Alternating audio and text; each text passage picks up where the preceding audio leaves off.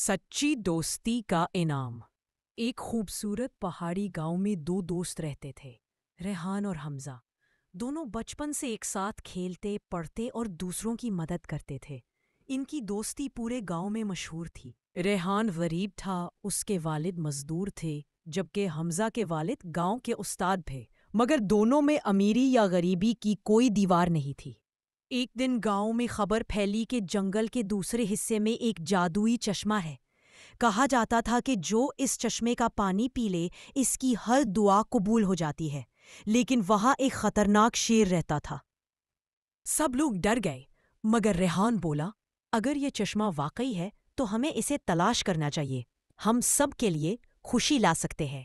حمزہ پہلے تو ڈر گیا، مگر پھر اس نے کہا، ہم اکٹھے جائیں گے، اگر نیت اچھی ہو تو راستہ خود آسان ہو جاتا ہے۔ اگلے دن دونوں دوست سفر پر نکل پڑے۔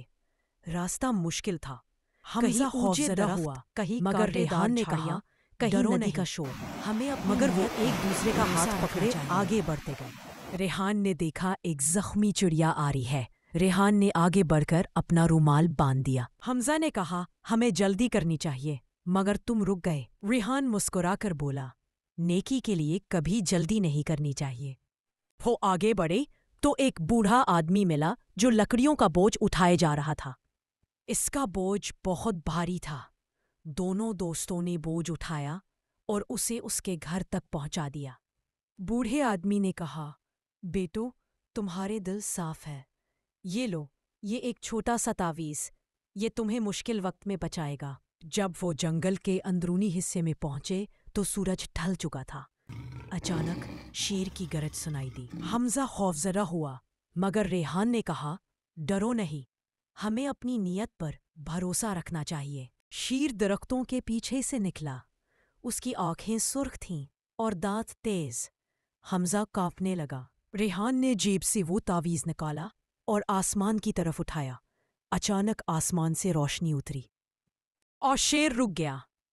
شیر نرم آواز میں بولا، میں تمہیں نقصان نہیں پہنچاؤں گا، تمہارے دل نیک ہے، جو لالچ سے آئے ہو اس لیے چشمہ تمہیں نصیب ہوگا۔ شیر ایک طرف ہٹ گیا اور سامنے ایک نیلا چشمہ نمودار ہوا جو چاندنی میں چمک رہا تھا۔ دونوں دوستوں نے باری باری اس کا پانی پیا اور دعا کی، اے خدا، ہمارے گاؤں کے سب لوگ خوش رہے، کسی کے گھر غم نہ ہو۔ چشمہ چمکنے لگا۔ جب وہ واپس گاؤں پہنچے تو سب لوگوں نے دیکھا کہ ان کے کھیت سرسبز ہو گئے ہیں، درختوں پر پھل لگ گئے ہیں اور دریا کا پانی میٹھا ہو گیا ہے۔ گاؤں کے لوگ حیران ہوئے۔ انہوں نے دونوں دوستوں کا شکریہ ادا کیا۔ حمزہ کے والد نے کہا، یہ سب تمہاری سچی نیت اور دوستی کا انعام ہے۔ ریحان نے مسکرا کر کہا، دوستی وہ خزانہ ہے جو بانٹنے سے بڑھتا ہے۔ اگر ہم ایک دوسرے کے ساتھ سچائی اور نیکی سے پیش آئے تو دنیا خود جادوئی بن جاتی ہے۔